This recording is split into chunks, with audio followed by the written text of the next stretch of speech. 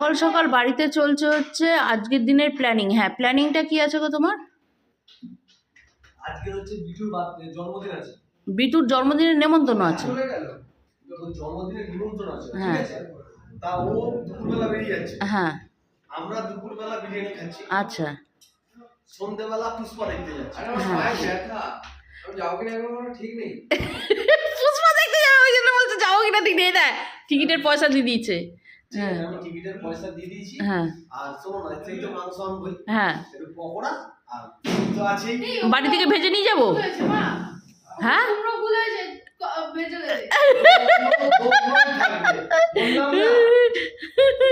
বলে কি ওই বলে না হাত ডুবিয়ে খেয়ে বিটু ঢুকে চলে গেল।